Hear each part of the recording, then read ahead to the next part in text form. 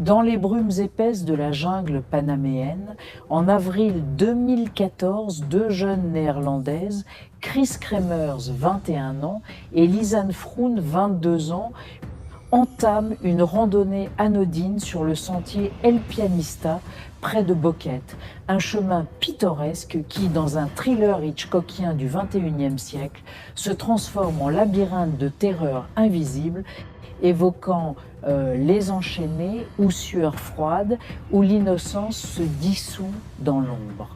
Amies inséparables, elles portent des sacs à dos légers, un appareil photo et un téléphone, prêtes pour une aventure exotique après un volontariat linguistique. Elles postent des selfies joyeux sur les réseaux, leur sourire capturant l'insouciance d'un voyage qui bascule sans avertissement. Puis le silence radio, pas de retour à l'hôtel ce soir-là, leurs ombres avalées par la forêt dense où les cris d'oiseaux masquent peu être des pas furtifs.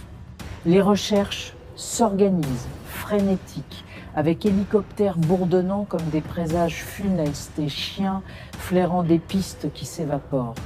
10 jours après, les téléphones révèlent un puzzle glaçant. Des appels d'urgence répétés au 112 et 911, commençant à 16h30 le jour de la disparition, mais sans connexion, comme si une main invisible coupait les lignes. Les batteries s'épuisent lentement, les tentatives s'espacent, jusqu'à un dernier essai le 11 avril. Puis 77 tentatives pour allumer un iPhone avec un code PIN erroné, comme une lutte désespérée contre un verrou psychologique. 2 mois plus tard, une femme indigène trouve un sac à dos bleu intact au bord d'une rivière.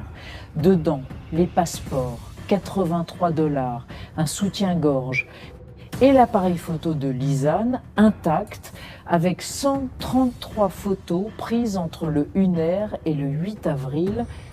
Le vertige s'installe avec les images nocturnes.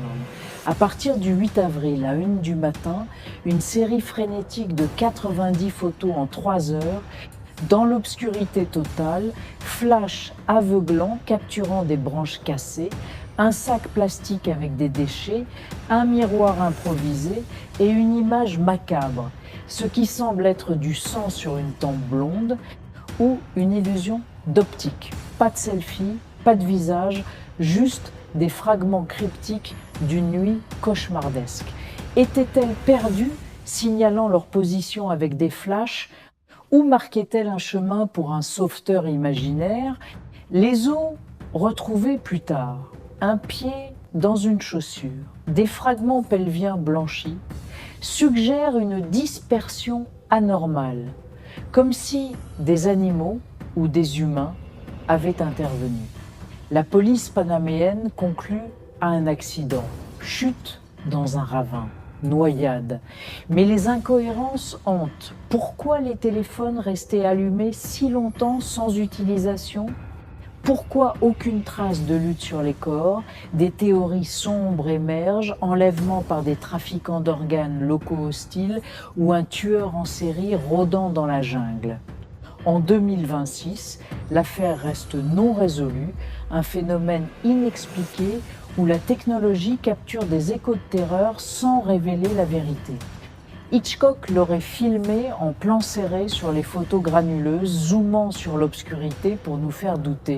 Était-elle seule ou une silhouette tapie dans les ombres les observait-elle? Le sentier El Pianista garde ses secrets, un rappel que la nature ou l'homme peut engloutir les innocents en un instant.